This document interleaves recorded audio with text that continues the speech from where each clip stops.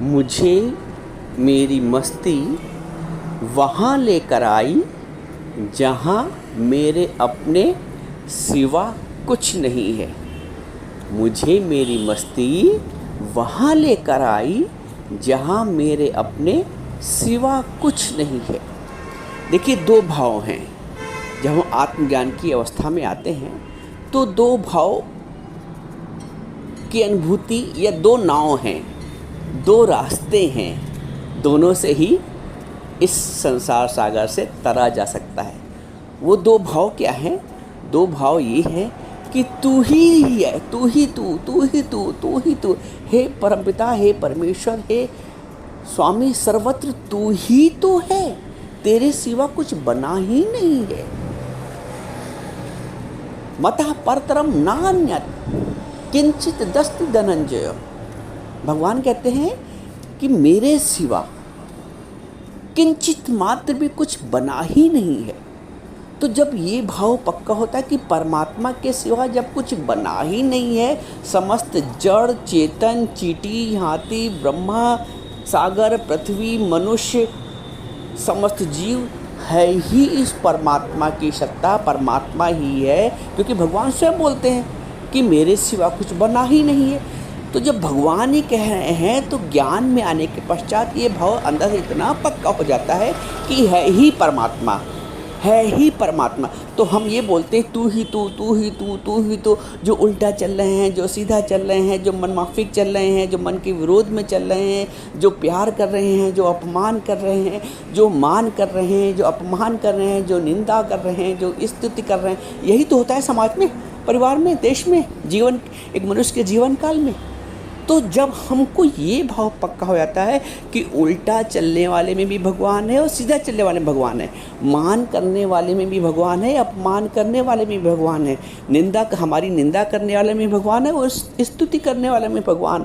जब ये भाव पक्का होता है, एक लड़के को चोट लग गई, किसने मार दिया पत्थर, तो उसको चोट लग गई। तो हलवाई की दुकान वहाँ पे थी, हलवाई ने देखा उसके खून बह रहा है, उसने उस लड़के को बुलाया अपने पास, उसका घाव साफ किया और उस गरम गरम हलवा लेके उसके चोट पे बांध दिया, जहाँ उसको चोट लगी थी। फिर उसने उससे पूछा हलवाई ने कि तुमको किसने ऐसे मारा, कैसे चोटिल हो गए? तो बोला तुम्ही ने तो मारा। देखो, अब यहाँ ये जो उदाहरण है, यहाँ पे वो आदमी चिढ़ भी सकता था कि मैंने कहा मारा, लेकिन क्योंकि उस बच्चे की तत्व दृष्टि थी कि मारने वाला और बचाने वाला, हलवा खिलाने वाला, हलवा बांधने वाला एक ही व्यक्ति है। ये अंदर की स्थिति है, यहाँ कहने की आवश्यकता नहीं है। आपको समझना है कि जो आपसे प्यार से बोल रहा है उसमें भी तो भगवान है, और जो आपके विरोध में चल रहा है, जो आपकी काट कट रहा है, आपकी बात को काट रहा है, आपको नज़रअंदाज कर रहा है, उसमें भी भगवान। ये तत्व की दृष्टि है। डॉक्टर जब ये जान जाता है कि जो रक्त है वो एक है, चाहे वो एक बूंद का सैंपल हो, चाहे बॉडी का सैंपल हो, उस हिसाब से ट्रीटमेंट करता है कि कितना इनके ब्लड है, 8% है कि 13% है कि 6% है, कितनी मात्रा में, उस हिसाब से। लेकिन एक बूंद से तय हो जाता है कि बॉडी में कौन सा ब्लड ग्रुप है और कितनी मात्रा में, एक बूंद से टेस्ट हो जाता है।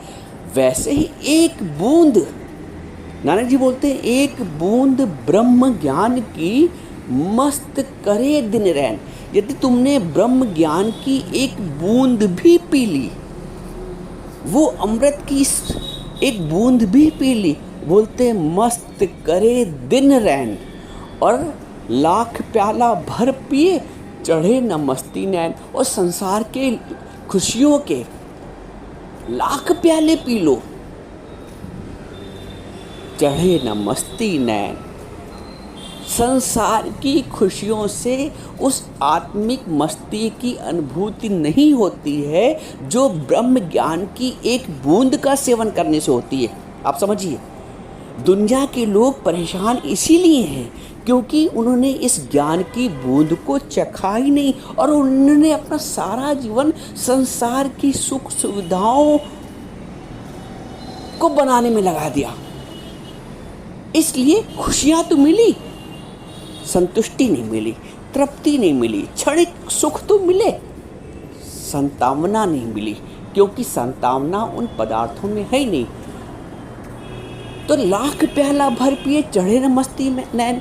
बाहर के कितने भी लाख प्याले पी लो संसार की खुशियों को, वो मस्ती जो नाम खुमारी नानका चढ़ी रहे दिन रहे। लेकिन जो नाम की खुमारी, जो परमात्मा के प्रेम की खुमारी है, वो ऐसी चढ़ती है।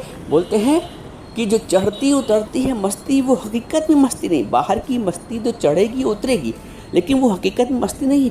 मस्ती जो हकीकत की है वो प्रभु के प्रेम की है। जैसे मीरा को प्रभु के प्रेम की मस्ती थी, प्रहलाद को प्रभु के प्रेम की मस्ती थी, नामदेव को प्रभु के प्रेम की मस्ती थी, तुकाराम को प्रभु के प्रेम की मस्ती थी।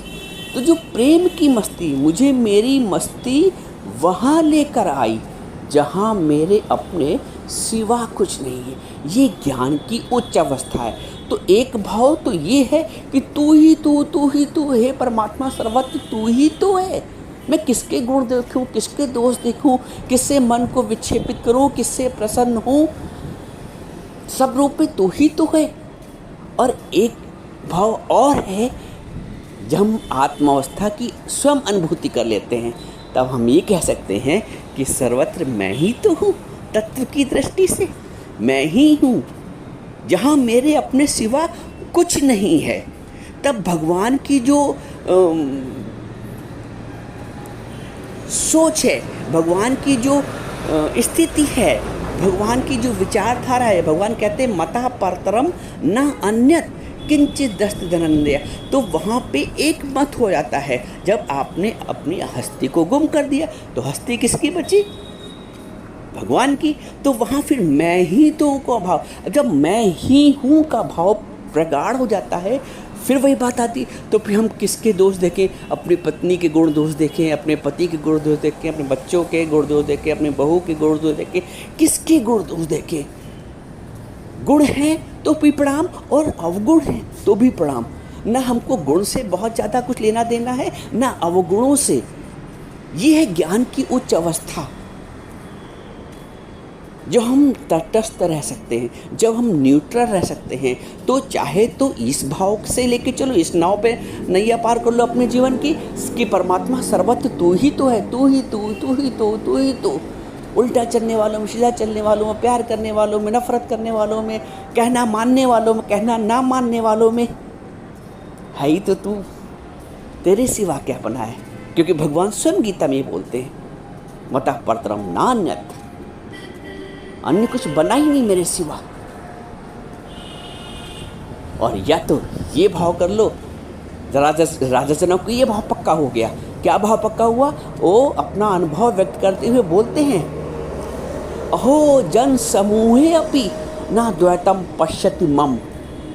वो विस्मयकारी ढंग से, आश्चर्य से व्यक्त करते, अरे मुझे तो मेरे अपने सिवा कुछ दिखता ही नहीं। अहो जन समूहे अपि, जन समूह के बीच भी, यानी अपार भीड़ है, मेला लगा हुआ है दुनिया में, लेकिन उस मेले में भी मैं देखता हूँ सर्वत्र मैं ही हूँ। अहो जन समूहे अपि ना द्वैतम पश्यति मम, मुझे दूसरा दिखता ही नहीं। ये अनुभव है, ये आत्मज्ञान की उच्च अवस्था है, जहाँ मुझे अपने सिवा कुछ नहीं दिखता है, मैं ही तो हूँ। ये भाव पक्का कर लो तो सारे विक्षेप जो हैं वो समाप्त हो जाएंगे। जब हम सागर के भाव में आएंगे तो लहरों के दृष्टा बन जाएंगे, और लहर बन के देखेंगे तो फिर लहर तो बनती है, मिटती है, खुशियाँ आती हैं और जाती हैं, सम्मान आता है और जाता है, मान मिलता है और चला जाता है, मीठे बोल मिलते हैं और चले जाते हैं। तो लहरें जैसे आ जा रही हैं, वे संसार की प्राप्तियाँ, संसार के सुख दुख, वो लहरों का भाव है। लेकिन जिस दिन सागर की अनुभूति हुई तो सागर से उत्पन्न लहरें, सागर उसको दृष्टा बन के देखता है। तो मुझसे उत्पन्न मेरे विचार, मैं अपने विचारों को देखता हूँ। मान लो कभी विचार में क्या होता है, कभी निम्न स्तर के आते हैं, कभी उच्च स्तर के आते हैं, आरंभिक अवस्था में होती। गुरु सिखाता है कि तुम उन विचारों की दृष्टा बनो, कि चलो विचार आया तो मन में आया, मेरे में नहीं आया, मैं आत्मस्वरूप में नहीं आया। क्योंकि गुरु हमको ये पक्का कराता है, तुम मान न मान, तू है भगवान, तू ही आत्मस्वरूप है। जब देह भाव से इतना ऊपर उठ जाओगे तब वो अवस्था आती है, तभी हरि कहते हैं कबीर कि जब मैं था तब हरि नहीं, अब हरि है मैं ना। फिर आप नहीं रह जाओगे। आपका जो बॉडी कॉन्शियसनेस है, जो देह भाव है, जो शरीर भाव, देखो दो शब्द हैं, देह और देही। देह करके देखोगे तो बहुत भिन्नताएं दिखेंगी, और देही करके देखोगे, देही यानी जिसने देह को धारण किया है। देह को किसने धारण किया है? आत्मा ने, भगवान ने, उस सत्ता ने, ब्रह्म ने। तो जो ब्रह्म तो एक है, ब्रह्म तो भिन्न भिन्न नहीं है, भगवान तो एक है, उस वो जो परम सत्ता है वो तो एक है। जैसे विद्युत का करंट जो है वो एक है, उपकरण भिन्न भिन्न हो सकते हैं, बर्तन भिन्न भिन्न हो सकते हैं, लेकिन मिट्टी तो एक है, तत्व तो एक है, आधार तो एक है। तो हम सबका जो आधार है, जो तत्व है वो एक है। ये है तत्व ज्ञान, ये है तत्व दृष्टि, यही है ब्रह्म ज्ञान। इसी को कहते हैं कि वो जो अवस्था कि मैं ही हूँ और तू ही है, तू ही है तब भी मैं हूँ, और मैं हूँ तब भी तू ही है। तो जहाँ तू और मैं का भेद समाप्त हो गया, ये भेद सनम मुझे आज मिला, तू और नहीं मैं और नहीं। ज्ञान में आने के पश्चात वो जो भेद बुद्धि है वो समाप्त हो जाती है, और सारे झंझट, सारी कलह भेद बुद्धि में है। इस देख लो, आपके जीवन में जितने भी कलह, झंझट, उलझने हैं, वो सिर्फ भेद बुद्धि को रख के कि ये अलग मैं अलग, ये अलग ये मैं अलग। लेकिन जिस दिन ये भेद मिट जाता है तो सारे झंझट समाप्त होते हैं। ये भेद सनम मुझे आज मिला, गुरु के मुख से जानने को मिला, गुरु की शरण में जाने के पश्चात मिला कि तू और नहीं मैं और नहीं। यही इसी अवस्था को प्राप्त करना ही एक मनुष्य के जीवन का लक्ष्य है, जहाँ वो अपने जीव भाव का समाप्ति करके, जीव भाव को, जैसे बीज है, बीज जब तक दिख रहा है ना तब तक वो वृक्ष नहीं बनेगा। बीज जब तक दिख रहा है तब तक वो वृक्ष नहीं बनेगा, तब तक हम उसको कह सकते हैं वो जीव भाव में। देखो बहुत सुंदर उदाहरण है, बीज जब तक दिख रहा है तब तक वो जीव के स्वरूप में है, उसकी अपनी हस्ती है। लेकिन जिस दिन बीज ने अपने आप को गर्क कर दिया, जमीन में गुम कर दिया, उसी दिन से उसके वृक्ष बनने की शुरुआत हो गई।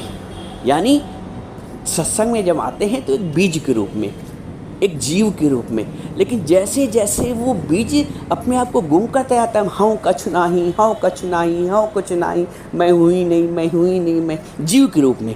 जिस दिन जीव के रूप में मैं नहीं रहा, उस दिन वृक्ष के रूप में सब कुछ हो गया। फल भी हैं, फूल भी हैं, लोग प्रसन्न भी हैं, संतुष्ट भी हैं, छाया भी है, लकड़ी भी है, सब कुछ प्राप्त है। तो जीवन उसी दिन सफल होता है जब आपकी मैं गुम होती है और ब्रह्म भाव का प्रकट होता है, आत्म भाव का प्रकट होता है।